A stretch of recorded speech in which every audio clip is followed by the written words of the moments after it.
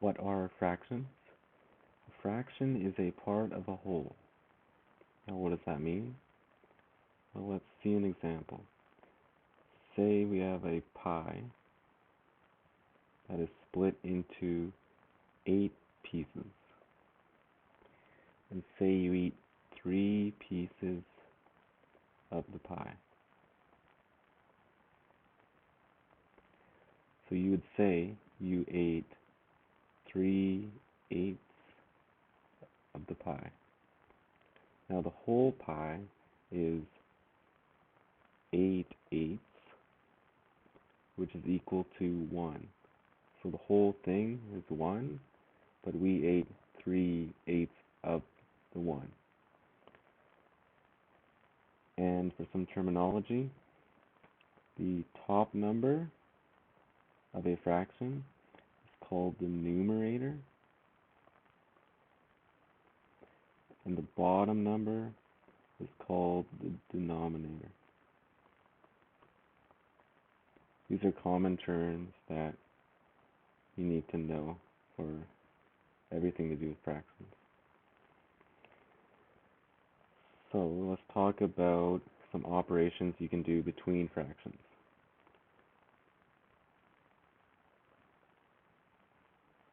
Start with adding and subtracting. Let's say we have 3/8 plus 1/2. Well, the key to solving this question is you have to find a common denominator. So these two numbers have to be the same. So that's another key term, common denominator. For adding and subtracting, you need to get a common denominator. So I can see here that if I multiplied 2 by 4, we would get 8 on the right fraction.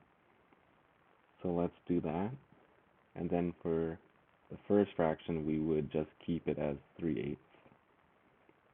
Multiply this by 4, and we get 4/8.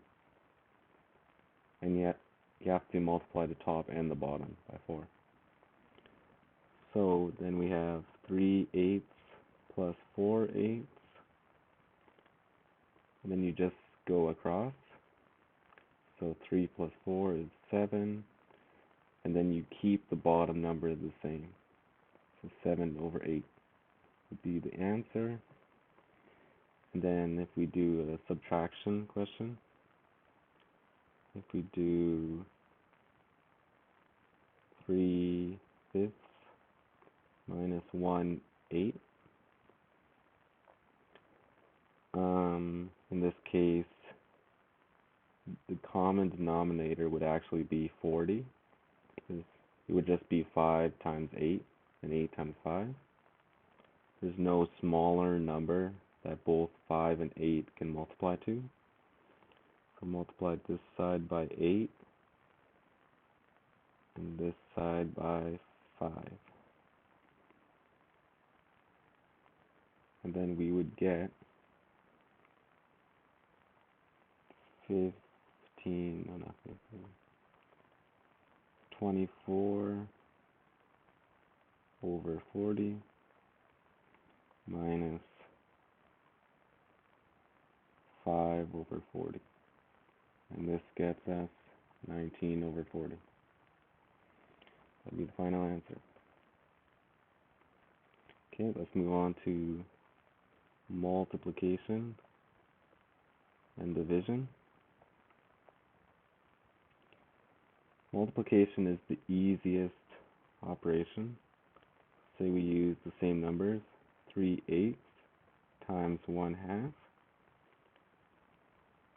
So we don't need a common denominator. All we would do is 3 times 1, which is 3, and 8 times 2, which is 16. And that's all we would have to do. For division, it's slightly different. So we have 3/8 divided by 1/2.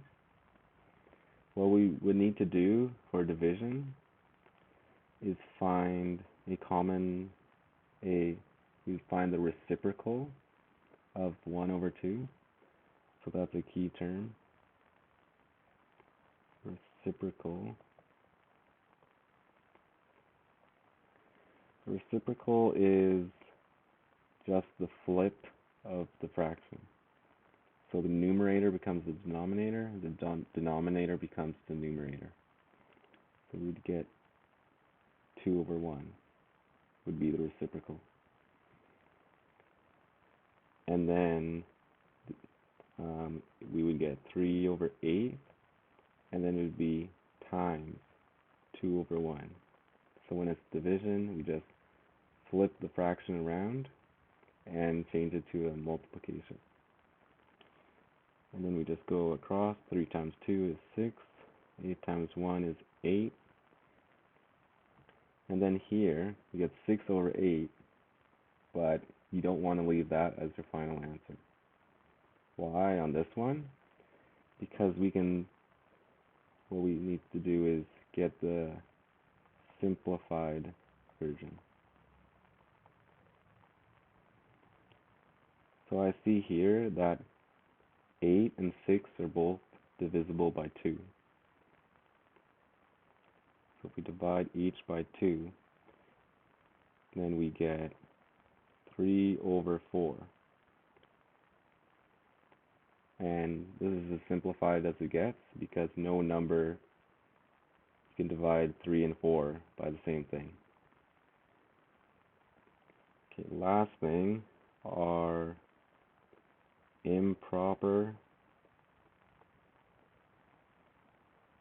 fractions and mixed fractions. So improper fraction is, for example, 8/3.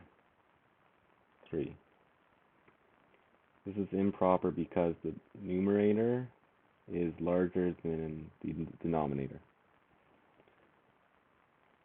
So this form is best when you're adding, subtracting, multiplying, dividing. But for readability, mixed fractions are better. So the mixed fraction for this improper one would be 2/3. So mixed fraction consists of a whole number plus a fraction. And you can easily see that it's 2 2/3, where 8 1/3 is harder to tell what decimal value it's closest to. So how did I convert between the two? Well, to go from the 8/3, I did 3 divided by 8. So how many times does 3 go into 8? Well, it goes in 2 times, right? Because 2 times 3 is 6. So put the 2 here. And then there's 2 left over as the remainder. So this is the remainder. And the bottom stays the same as both fractions are the same.